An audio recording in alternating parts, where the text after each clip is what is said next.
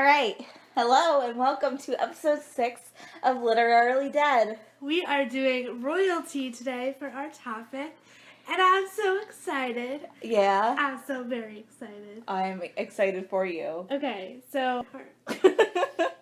Okay, well, we did the decider again. Actually, we did a wheel this time. We did. So, it was very exciting. Yeah, it selected Amanda. So, Amanda gets to go first this week. Yay! Alright. It's a good week for me, guys. Alright. Take it away.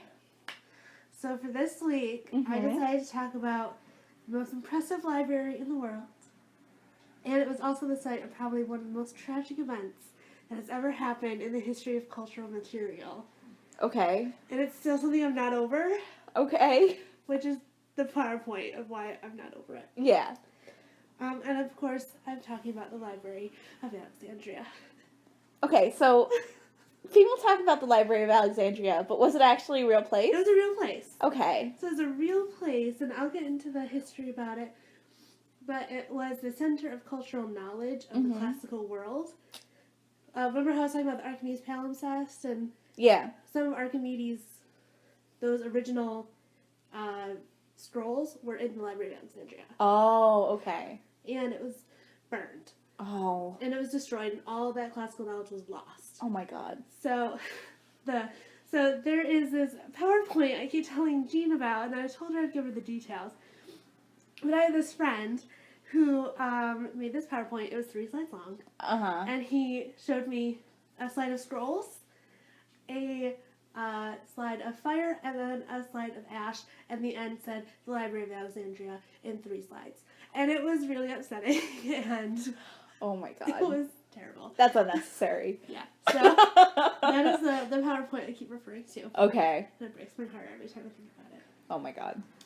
So, the Library of Alexandria is formally known as the Royal Library of Alexandria. Okay. So that's why I was like, I really hope this pans out. Mm-hmm. And then I saw Royal was in front of it, and I was like, yes, I can talk about it. Well, it seems like this week both of our topics is kind of vaguely related to royalty. Right. I mean, it's just like, you can go so literal with Royal Library collections, but then it's just not interesting enough in my point of view. uh-huh. And there's so much I didn't know about the Library of Alexandria that I finally got to learn. And I'm really excited about it. So. Well, I'm glad. So it was located in Alexandria, Egypt. Mm-hmm. And it was, like I said, the largest and most significant library in the ancient and classical world. And this is classical. We're out of the ancient era. Okay. It was founded after Alexander the Great conquered Egypt and flourished under the Ptolemaic dynasty.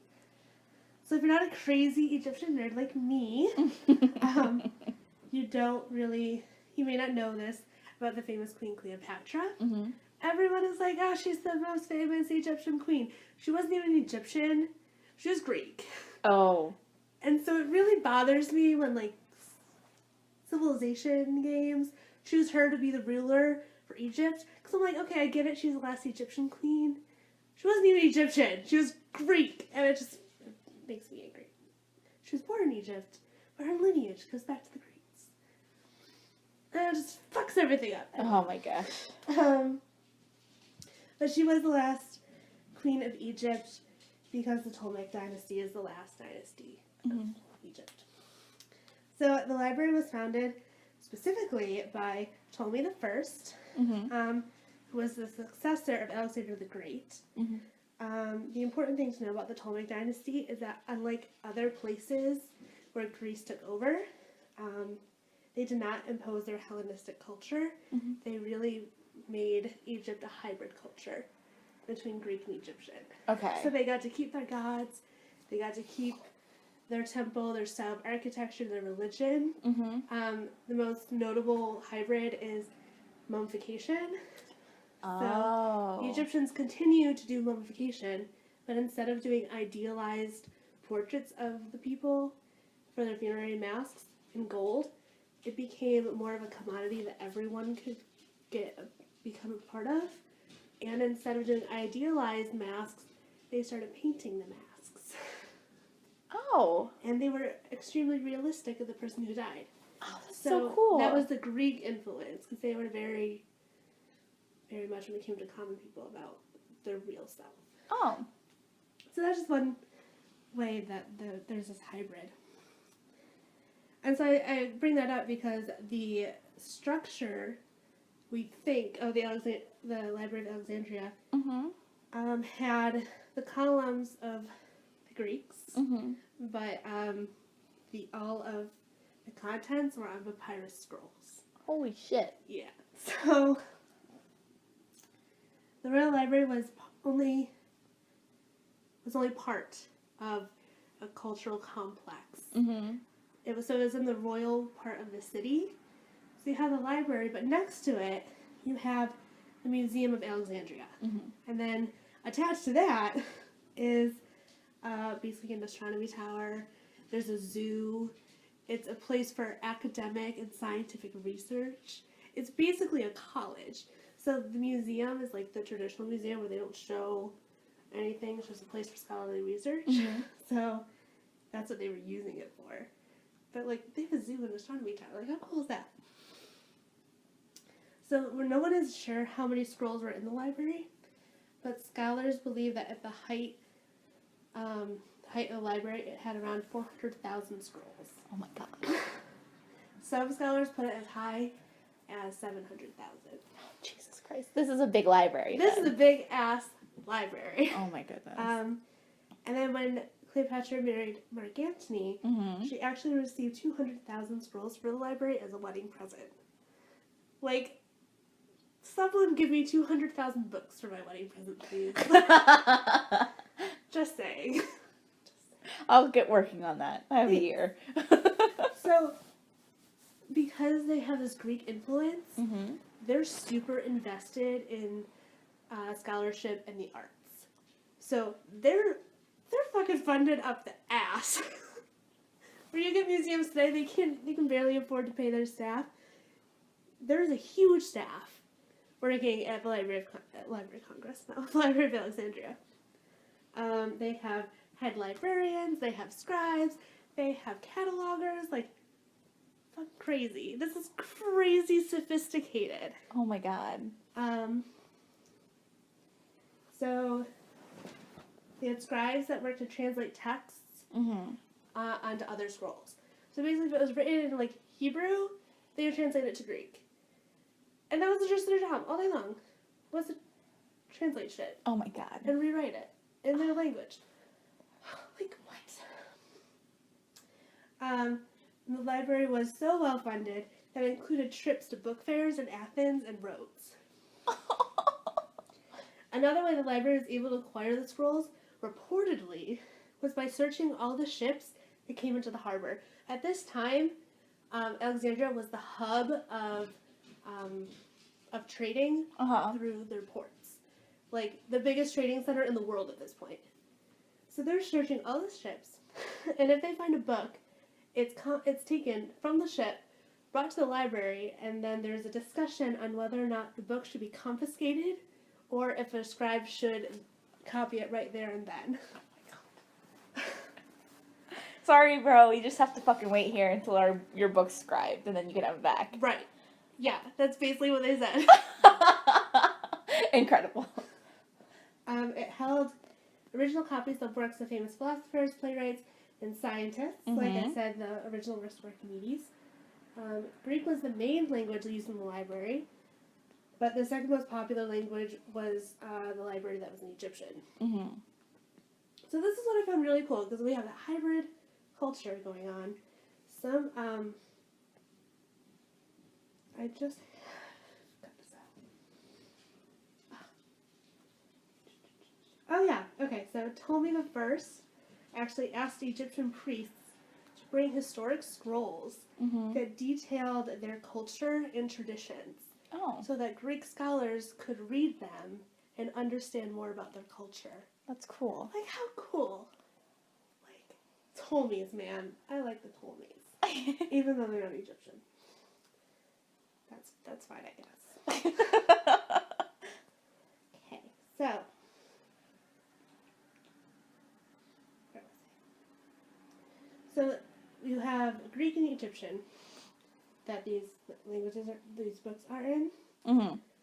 Some books are even translated into Hebrew for the large Jewish population living in Egypt. Oh, okay. Like, let's just be culturally appropriate and And just be inclusive. accessible to everyone. Yeah. How modern thinking of them. We can't even do that in museums today. Stop it. Okay. I mean, we also don't have the funds for that today. That's true. At this point. We don't have royal people backing us. Please, please, if you're listening to this, donate to your local museum. For real, though. Even if it's just $1. Not even, well, I mean, buy yourself a membership. But that's right. So, like, dude, just go into your local museum. Well, pick your favorite local museum. Don't be like, if you're like into like music and shit, don't go to the science museum and be like, get me a membership and never use it. Obviously, that's nice to support them, but go do something that you'd like. Museums have great tiers for this shit. They're like, they do. Oh, you get free admission for the year, or you get so many free admissions, and then you can bring a friend for free admission. One of my favorite things is a mutual friend of ours took me to the George Eastman Museum because she had a free admission. And listen, that was the coolest shit ever. And I actually went back to the George Eastman Museum after that because I wanted to see it again. Yeah, so it's good for your museum. Do it. Yeah, Just it is. do it. Little shameless plug in there. I mean, it's fine. we're supporting our occupation at this Yeah, point. we are. Museums are an important part of our cultural society internationally. How many buzzwords can I fit into one sentence? Trying to fit numinous in there somewhere. Numinous. What the fuck does numinous mean again? That's when an object is emotionally charged. There you go. Yeah. So, like, Susan B. Anthony's bedroom is a numinous place. You did it for me. You plugged that in there Girl, already. got you. There you go. Thank you. I mean, it can't be any worse than when I, I'll make myself laugh here because it's like item-based epistemology. I fucking love the word epistemology. Epistemology is just a study of something.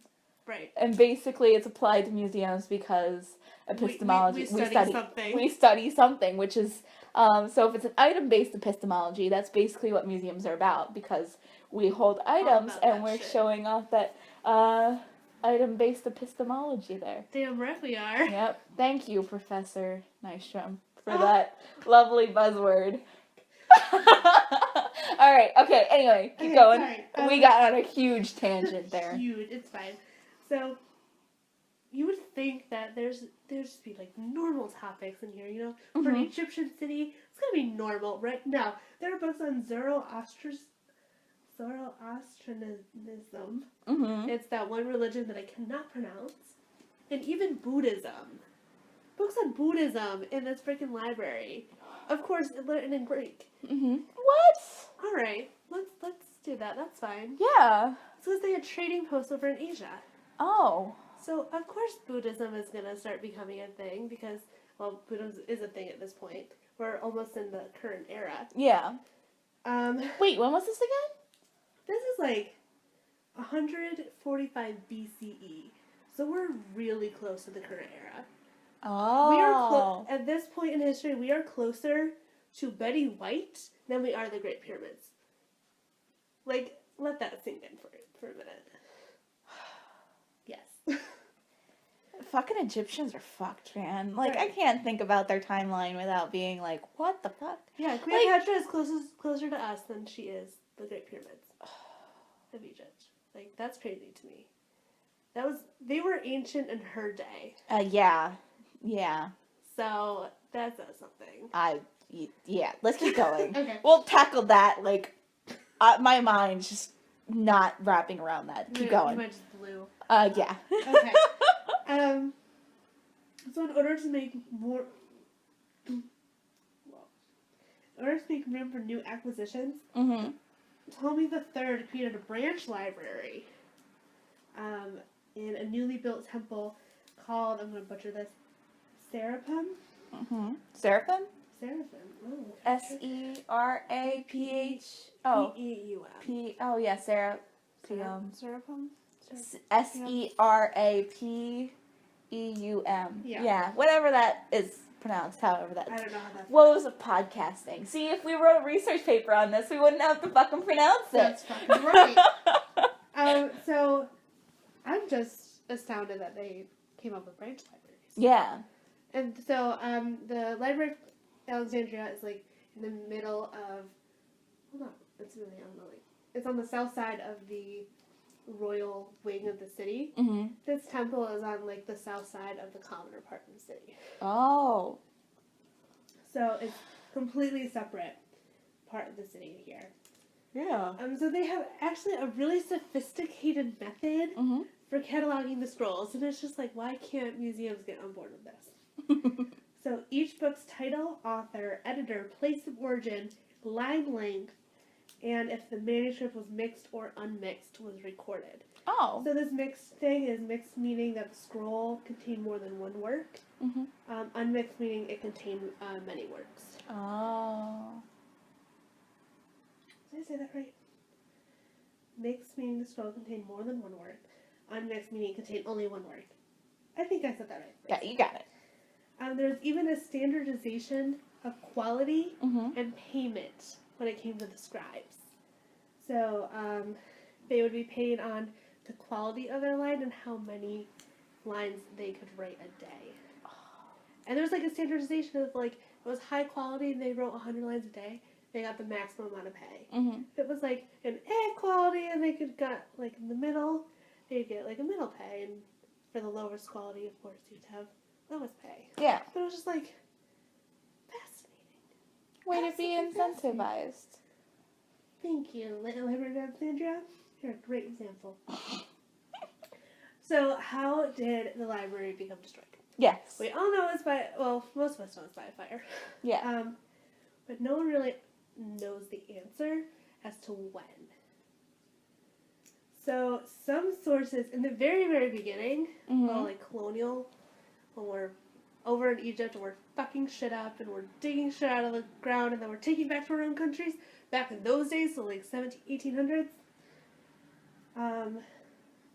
people believed that the main library was destroyed during the Arab conquest of Egypt in the 7th century CE. Okay. And a lot of people bring this up to modern day politics Mm-hmm. on the basically religious prejudice against Muslims. Mm-hmm. And then there was also, during that time, there was the Crusades. Yeah. So it was Christians against Muslims and the sacking of the most culturally important thing in the world. So let's blame it on the Muslims. Because whatever. But it's just ridiculous. So that was the theory that a lot of people held on to. Sounds like a bunch of culturally insensitive bullshit. Exactly. Yeah. But today, most scholars agree that the library was actually burnt down by Julius Caesar, Mm-hmm. and it was kind of on accident. It was kind of on accident. What the fuck did Julius Caesar do?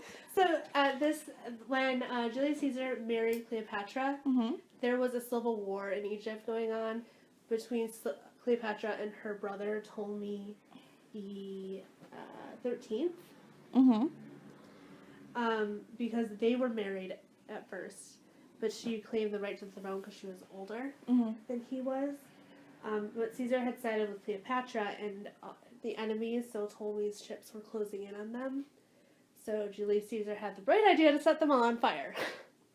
Well, the library is by the harbor, is right on the port, and so the fire spreads ship to ship, and then makes its way inland, and starts destroying the Library of Alexandria. Oh my god. So it was kind of an accident. Kind of an accident. Kind Brilliant of idea, Caesar. This is why we people should stabbed totally you. just stab Caesar. Oh my god. Miko reference for you. But because the branch library was so far away, Mm-hmm. those scrolls were not touched. It was left unharmed until the 4th century CE, Mm-hmm. when Emperor Theodosius decreed that all paganism was illegal, so that pagan temples had to be demolished all over the city of Alexandria. And that included the temple that this branch library was in. So it was demolished, all the contents destroyed, and a Christian church was erected over at that spot. Oh Because Christianity. Christianity. leading to the complete destruction of the collection of the Royal Library of Alexandria. Mm-hmm. But there is a chance that some books did survive because they were taken out or given to other capitals of knowledge, such as Athens or Rome, before all of the destruction. Because there was a time when Alexandria was kind of on a decline of scholarship, so a lot of their scrolls were outsourced to other libraries. So that's why they say at the peak. So at one point, people say there was probably around 40,000 scrolls in the library. But it was actually Ptolemy the Eighth expelled all the foreign scholars from Alexandria, and that really became the decline of Alexandria's scholarship hub. Thanks, Ptolemy the Eighth. Right, because you have all the Ptolemies. You have 13 Ptolemies. There might be more if Cleopatra had more brothers, but I didn't do research on that. Okay. So, that's my how the library fucking Library of Alexandria died. Right. Up in flames. Because fucking Julius Caesar Fucking Julius Caesar. does with him. I'm so glad they stabbed him. Me too. Thank you, Brutus. Thanks. And everybody else who was in cohorts and stabbed him. Right. Right. And stabbed him as well. Yeah, so that's my portion. Alright, on to my section. I only have 1 page of notes, so mine's going to be relatively short, but thankfully Amanda went over time. So, it's okay. We did have that segue I was of going about... to say, we had a rat in there. It wasn't all me. Yeah, no. Okay. But, so mine isn't very much attuned to any sort of royalty as well. It's on the basis because it was the death knell for several pieces of royalty. But this week I want to talk about the guillotine. Yay! I knew I was right when I said French Revolution. Yeah. Amanda successfully guessed part of my section earlier, so it was a little bit of a not surprise for her now. Alright. But basically, I wanted to do the guillotine because of its involvement in the French Revolution. But basically, the guillotine, for those who don't know, is a execution apparatus, which is basically it's a large vertical frame, and it has a stockade at the bottom where the prisoner or the person to be executed puts their head in, they get locked in, so they're kneeling. And then above them, held up by a long rope, is a slanted, very, very heavy, very, very sharp piece of metal blade. Terrifying. Yeah, I wouldn't want to be the one sitting underneath that. I mean, I think, it wasn't something that I looked up, but I'm pretty sure from past research that some people were situated facing towards the blade, and some were situated facing away from the blade. That's terrifying. Yeah, so it was I wouldn't want to be either way. Right. But I would not want to be facing it, because also in this research, I was actually going to talk about this at the end, but I want to talk about it now. Okay. There's a lot of debating whether or not the people, because the reason that this was, well, I guess I'll just go into it. Okay. So, it was, the guillotine's mostly known for its use in the French Revolution, and it was also mainly proposed that they do this, that they build this guillotine because they wanted to, King Louis XVI and Marie Antoinette were killed by it, but no, yeah. King Louis XVI he sensed, a lot of people are like, he sensed unsatisfaction with the way that things were being done at that point in time, so he wanted to introduce a more humane way to kill people. Or execute people. Not just kill them. Execute criminals. Because at that point this was like during the point where, I don't think they were quartering people anymore. They were probably quartering people still. Which is the thing where, with the horses? No. Maybe? I need to brush up on my medieval execution, practices, not practitions. But quartering was they were strung up on a ladder and they were cut into pieces and thrown into a fire. What the fuck? It gets really gruesome. Executions were one of the main sources of like entertainment for these people. Like especially with with the hangings. You had mentioned the Tower of London earlier today when we were talking about our topics, and especially executions there. They had executions to watch somebody die by hanging were all the rage. You would go, you would take your kids, people would sell confections, they would sell, and with these, I actually read with the beheadings, people would sell pamphlets with the names of those to be executed. So there would be a program of the execution. God. And with the hanging, it was you would have the dead man's jig, or the hangman's jig. So if, when they fell, they did not break their neck, or if it didn't break their neck right away, killing them instantly, they would strangle to death, which they would dance, basically. And that was called the dead man's jig, while they strangled to death. Oh, my God. Yeah. I don't even know. So they wanted to have a quick, easy way to execute people that was more humane, because especially with the regular beheadings, it would take the executioner like 1-2 swings still. So they would break the back of their neck. That's how you got nearly headless Nick. That's how you got nearly headless Nick from the Harry Potter series. But yeah, so Louis XVI wanted this. So basically, they put together, That came around to bite him in the ass. Yeah, that really did come around to bite him in the ass. But then again, if it wasn't for this, he might have gotten executed in a different fashion, which might have been more painful for him. So, it's a kind of a double-edged sword on that one. Like, an instant death, and even that's argued again. I'm going to get back to that in a second.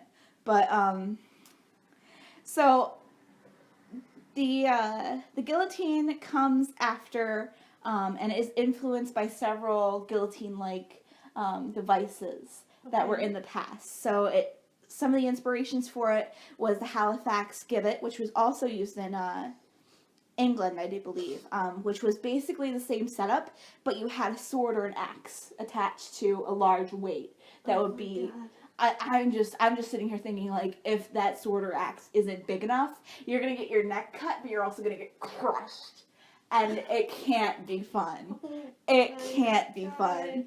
And then a device called a maiden, which is Scottish, and this one was kind of funny when I read it, because it's basically the same thing, but you had to remove a peg to drop the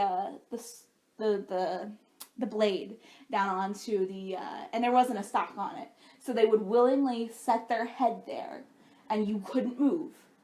I can just imagine, like, flinching and just getting your head sliced in half or something. But you couldn't move, and you had to remove a peg, which was attached to a string. So the executioner would stand back and then yank it, and it would fall.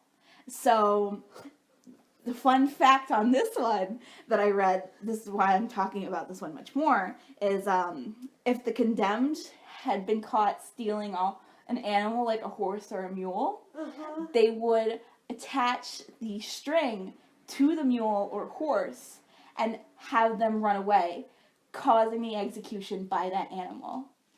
Oh my God! Right? So poetic. In some strange cruel fashion, yeah. Wow. Oh God, it was. The whole new meaning of strange and unusual punishment. Oh yeah. Cruel and unusual punishment. But so when King Louis asked for this sort of thing to be made, a better way to execute people, there was a committee put in place, and so you had, if I can find his name, you had Antoine Louis, and he got together with a German engineer named Tobias Schmidt. Louis put together helped put together the designs for the prototype, along with a man named Lecointe. I'm probably pronouncing his name wrong. And then Schmidt built the prototype. And King Louis was even involved with this design because he suggested the tilt of the blade rather than a curved blade like an axe.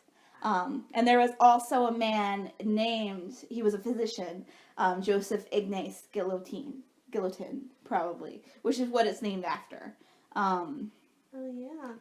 So, and it's named after him because he was the one who proposed it on, they have a date here, October 10th, 1789. A capital punishment that took the form of decapitation by means of a simple mechanism. So, weights, chop a rope, drop the blade. Simple mechanism. Wow. That is pretty simple. Yeah. So, after this was created, and I believe, as I'm looking through all this research, in France, there seems to only be one of these that they executed people with. Really? Yeah, they talk about how it moved around from different places before the the French Revolution, during the French Revolution, afterwards, and then when it was put away. So the first person to be executed by guillotine was Nicolas Jacques Pelletier, and he was a highwayman, and he was executed on the 25th of April, 1792. So, and they were like, this works great. This is perfect, because an axe took 1 to 2 blows, while this was swift, and it was really easy to clean up afterwards. You drop the head into a basket, and then you carted away both parts. Right. Yep. So initially, this was called a Louisette, after King Louis. Of course. And then chopped his head off. Yeah, and then they named it after Guillotine afterwards. Even though Guillotine actually opposed the death penalty, which is probably why he wanted a more humane way. Beforehand, they had the breaking wheel too, which was I'm probably totally wrong in this, but I believe the breaking wheel was when they put somebody on a wheel and then pulled them apart slowly. Yeah. There's a lot of awful ways to kill people in the past. So, getting to the main point of this, yes. The Reign of Terror in the French Revolution was from June of 1973 to July of 1974, where thousands were killed using the guillotine, including Louis XVI and Marie Antoinette, the most famous two to be killed via this. And that was really the height of the guillotine. But one of the most surprising things that I found out was that it was used for a long time. This is in 17. What dates did I say for that? 73 to 74. Did I say 1973? No. No, I said 1773? I'm pretty sure you did. Okay, because I have 1973 written in my notes for some fucking unknown reason. Always check your notes, kids. So, it was the Reign of Terror was from 1773 to 1774, and Marie Antoinette and Louis XVI died in 1773.